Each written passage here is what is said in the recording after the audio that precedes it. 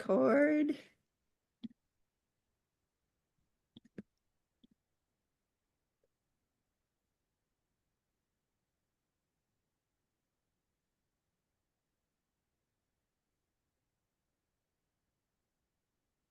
We are live. Oh my goodness, you guys. You don't know how long I've been looking forward to this interview.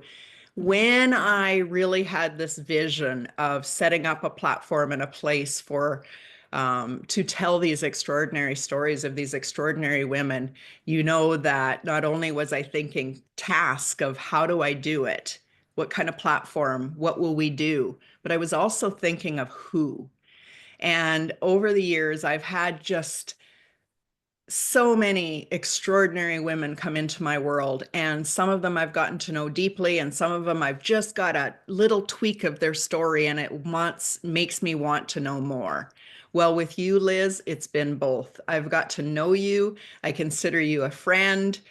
And I know that I'm just barely touching on all of the stories that have brought you to this place today. So, Liz, thank you for joining us. Oh, Debbie, thank you so much. I love you. I'm like I said, I said to you, I've said this to you before. I'm a lurker. I sit in the background and I observe, and I'm like, okay, today it's me, and then I go back to the background, and you always inspire me, and thank you. I appreciate you so much. Oh, I appreciate you and all that you do. We were having a conversation before we hit go live, and I hope that we pull out some of that golden nuggets because it just really is beautiful. And we try to keep these short so other people can get a taste of who you are. But Liz, tell us where you're calling in from today, and then tell us where you normally live.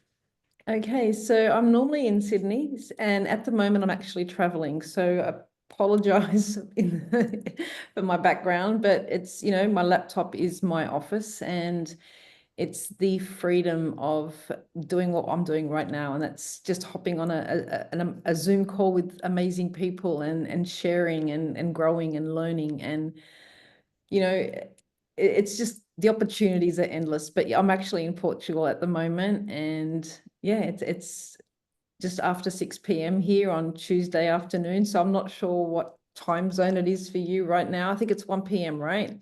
Yeah, I'm in Mountain Standard, so it's 11, but yeah, we kind of work Okay. on Eastern. So yeah, we had to also, when you're a digital nomad and when you're working your business from your laptop, you also have some challenges with that. Will there be good internet? Will the background and the lighting be sufficient? I know that I've been in the middle of travel and be on a summit, and you're trying to sneak up against a light so that you have a little bit of light coming through so you're not fully dark because you don't want, there's all the tricks that us people that travel and do business work for. And also you as a videographer, you know that sound and lighting is really important. So again, if you're anything like me, and I know you are, that when you see something that isn't quite perfect, it's kind of like, oh, I could do better. And yet, we know that we are living the example for ourselves and for others that this life is possible. So Liz, let's just talk a little bit about who you are and who you serve. What is it that you do? Um, and you know that I'm not about titles, so it's even the what do you do feels yucky to me because I know there's so much more there. What is your passion? Oh my goodness, I cringe when it comes to talking about myself, because I've done so many different diverse roles over the years, and every single job has just increased me in skill. I mean, I've like, I'm a videographer, as you said, but I've worked in a funeral industry like for years. I've worked in the cemetery. That's something so different to what I do now. So I've also worked as an executive assistant for a CEO, so I see the corporate world. I've also worked in the humanitarian, field, so I see that side. And I've just, when I'm helping someone, I see things in layers. And as you know, Debbie, I mind map as well. So when I'm helping someone, we break things down and break things in a manageable task so that they can see the bigger picture. And it's like, becomes like, it's not okay.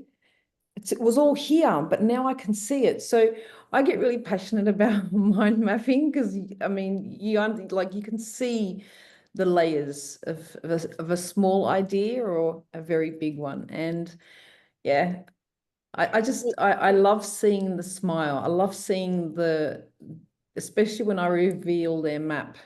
It's Mm. it's it's the like, oh my gosh, did I really think about all those things? It's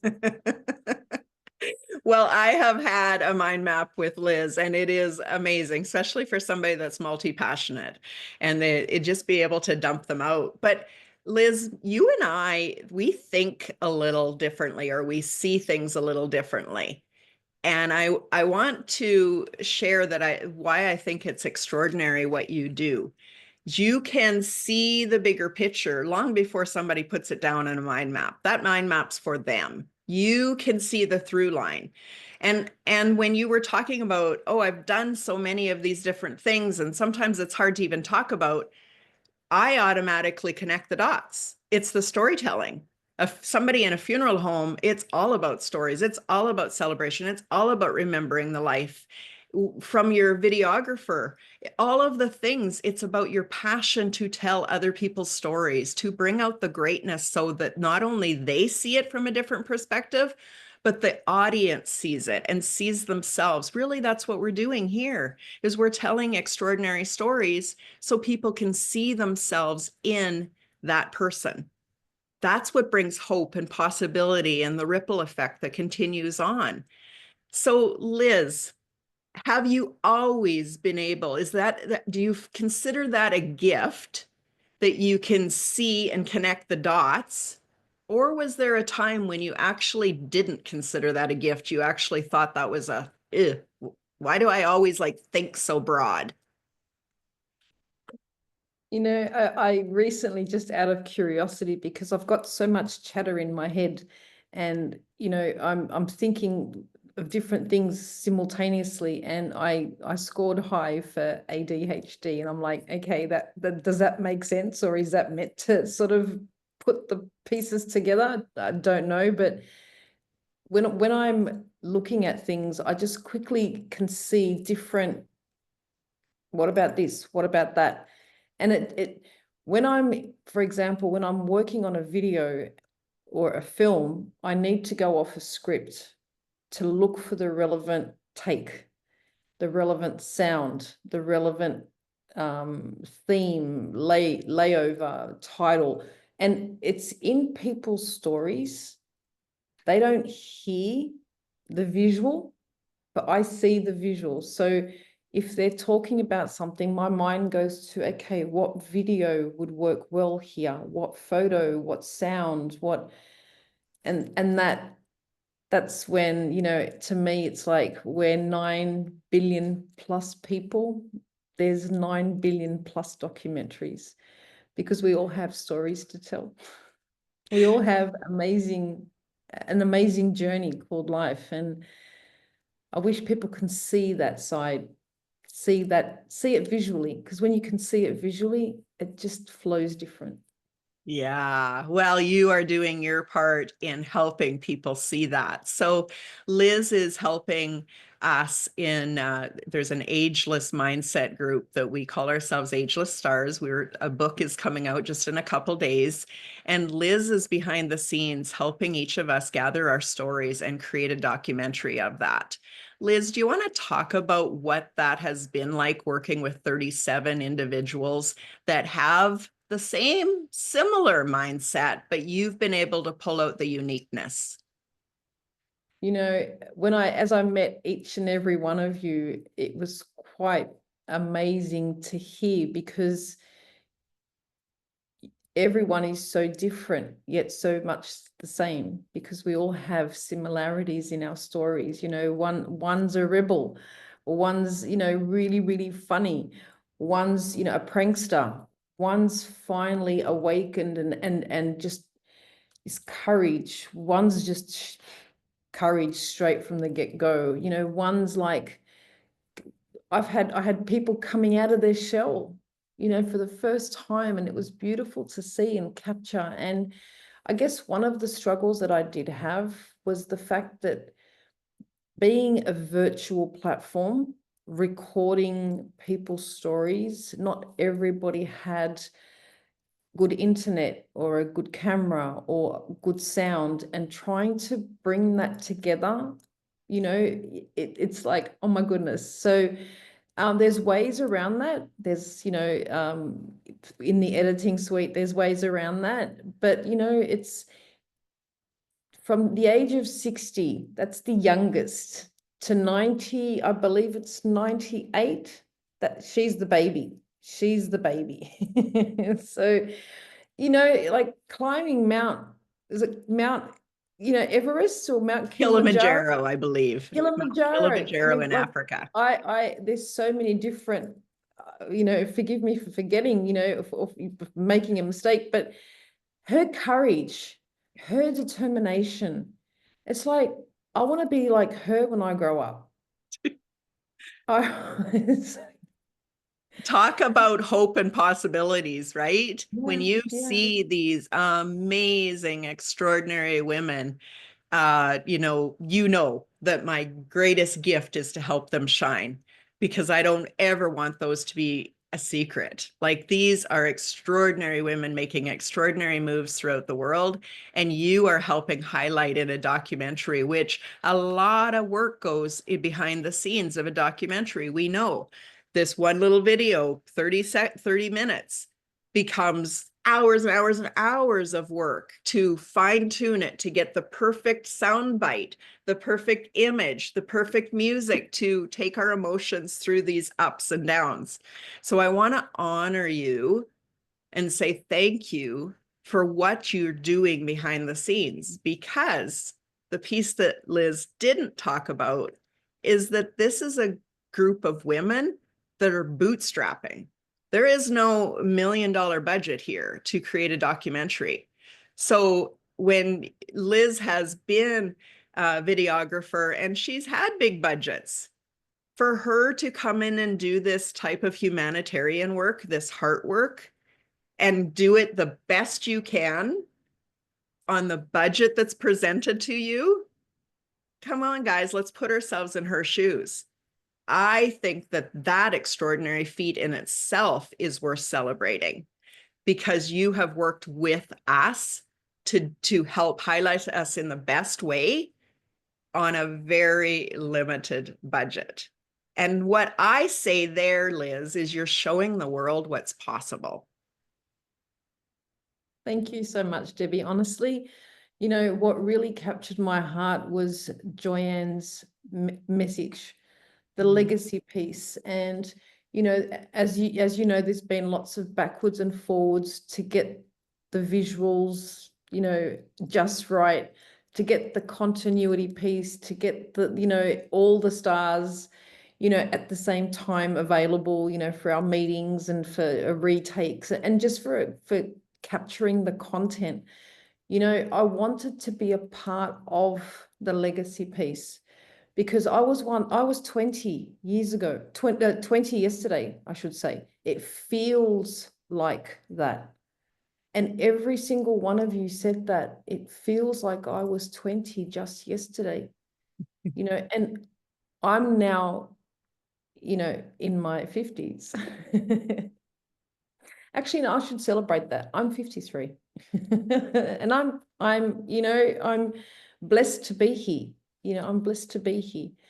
And to be a part of that legacy piece, that no matter what you've gone through in life, no matter the obstacles, there's always hope if you search for that courage that lives within each and every one of us. We're all stars, we're all ageless, we're all eternal, and we're all wandering souls, and we connect. And when we connect, you feel it. And when you feel it, it's like you met just yesterday and you've been friends forever. And that's the beauty, because I never didn't know any of you, but every time I hopped, every single Zoom call, we chatted like we've known each other, we shared jokes, we cried, we laughed, and it's like, these are my family, these are my friends, these are people that I resonate with, and everyone has the same wish, and that's just for a happy, loving, caring world. Mm. That's the legacy piece, is that we're all worthy, we're all unique, we're all different, but we're all the same. Wow. Thank you so much for that. We can feel your heart and your desire to really share that belief with the world. And you do it in so many beautiful ways, and your skill sets and all you bring to the table. There is women inside this community and outside of this community that are hearing whispers about extraordinary stories being told. And some of them might be saying to themselves, my story isn't extraordinary. I don't even know what extraordinary is about. Maybe it's just about ego and bragging. Can you help us understand the power of a story? You know, and I've shared this with several people that I've worked with, you know, people, when they go to sit down and write a book, you get that book blockage, that book writing blockage, where it's like, okay, I don't know what to write. And it's like, do I write, okay, it was a crisp winter's morning and the sun was gleaming through the window. Is that how you write? Or grab your phone and just talk to your phone about the winter morning and about the sun that was glistening, and about, talk your feelings, talk it through. And from that audio, it can be converted into a Word document. That's a script. That Word document can be converted into a book, into a film, into a documentary. So your thoughts of, it's not extraordinary, it is extraordinary, because when you watch anything on television, it's somebody else's vision, somebody else's script, somebody else's idea. So yours is just as important when you allow it to come through. Wow. Wowzers. And when somebody else is writing the script, such as an actor is playing out a part, yes, that's an amazing thing. And we can see ourselves in that story. But so much more powerful when you get to decide what version of the story you want to tell, what's important to you. Like you said, speaking into that phone and recording the passion, that's where we can really become that human connection and really feel each other in our stories. You know that when I teach online course creation and when I teach people how to really tap into what is that message within you, I'm always looking for the passion, right? Because we can logically think we're meant to teach something or we're meant to share something. But I think that that's similar to you, is we also know there's a deeper story that's being asked to be seen and looked at and be visible.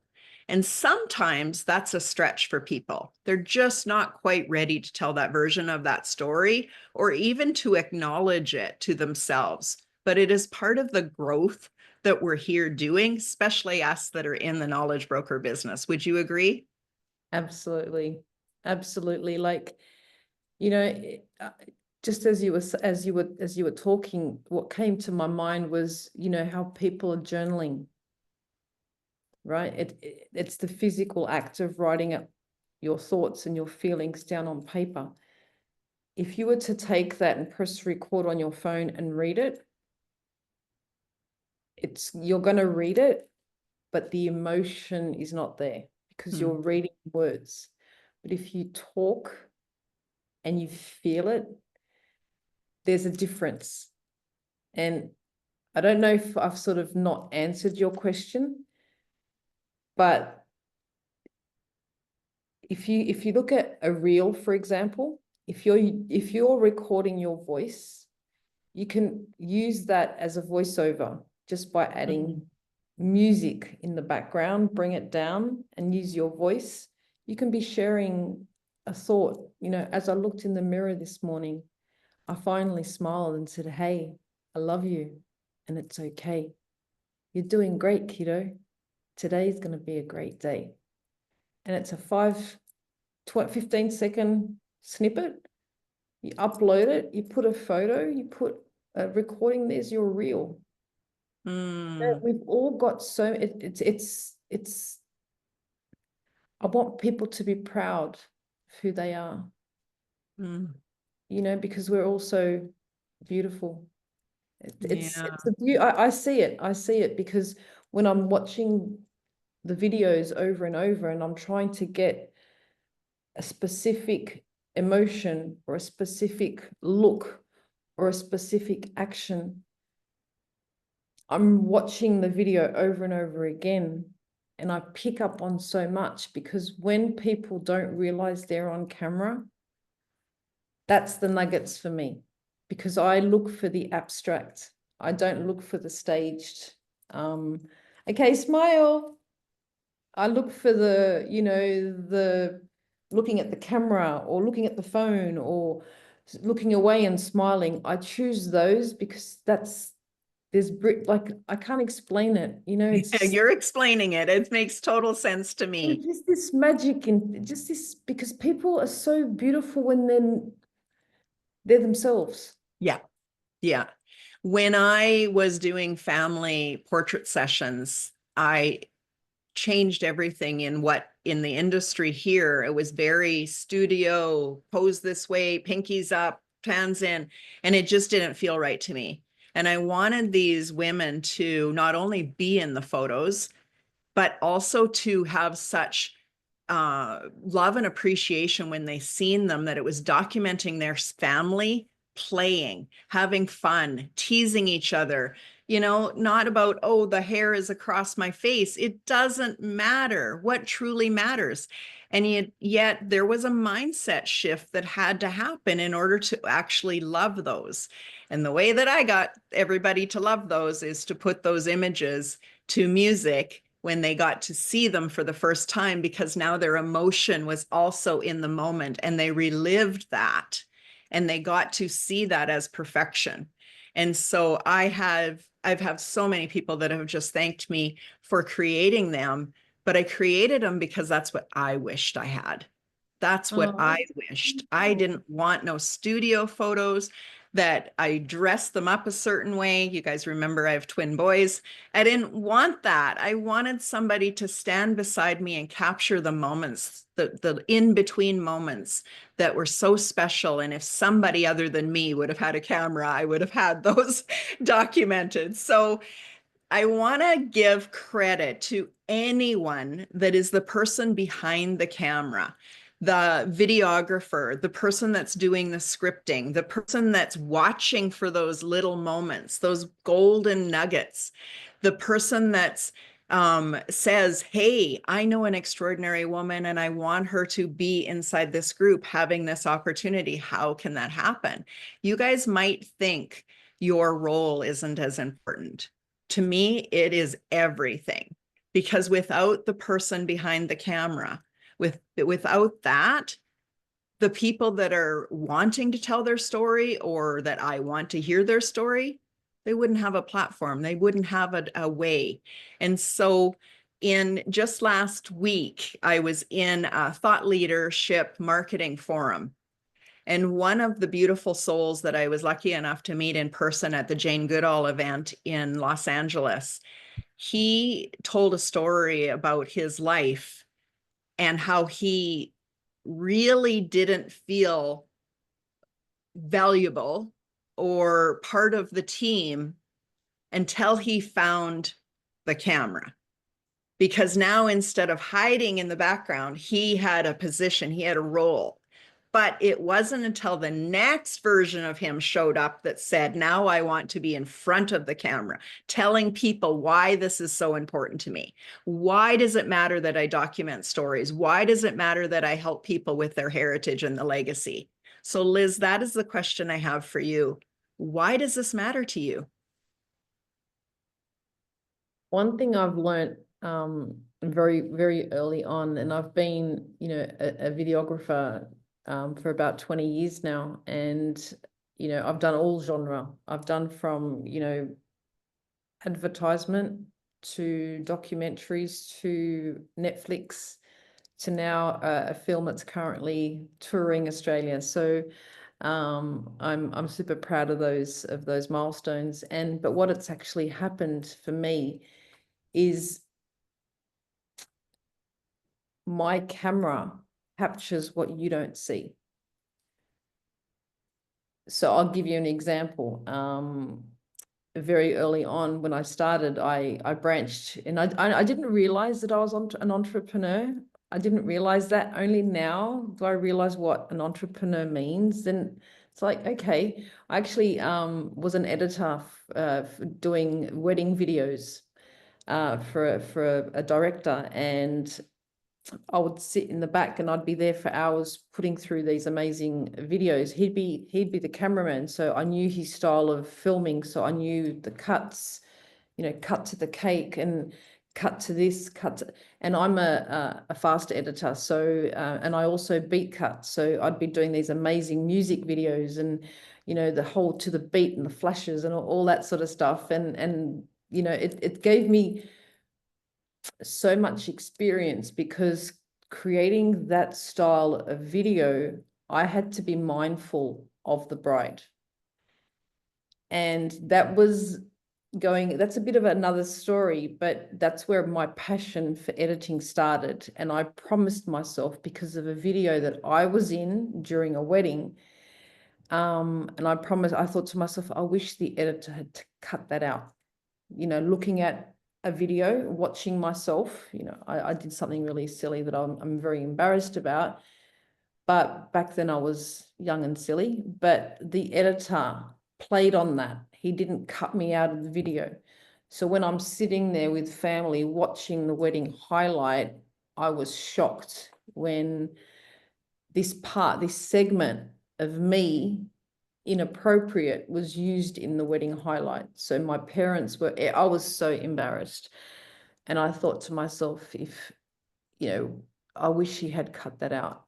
And that haunted me. And when I branched into doing weddings, every time that I found something inappropriate or something that the bride would dislike or something that the family was unaware of but would find out, because being the one that has access to all the cameras, I'd be doing 5 camera edits where there'd be 5 cameramen all filming different things. There'd be one main camera filming the main reception, the big wide, and then there'd be cameramen filming tables, filming all the different other pieces.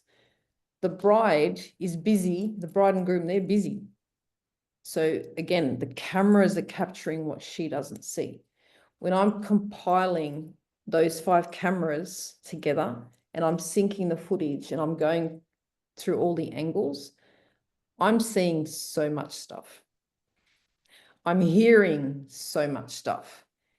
And I'm thinking, okay, I've got to delete this because the bride would have a fit if she heard this conversation about the husband or about, because I also capture the eye rolls.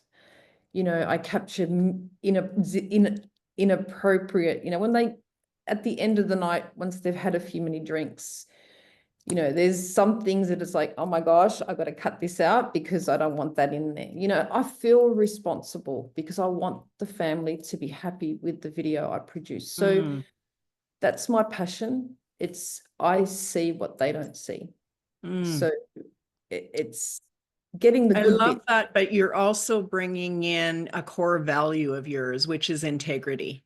And helping people see the best of that day. What good does any of that, right? There's good old-fashioned fun that we capture, and there's things that even in the news media, we just don't cross a line and capture certain things. We just don't.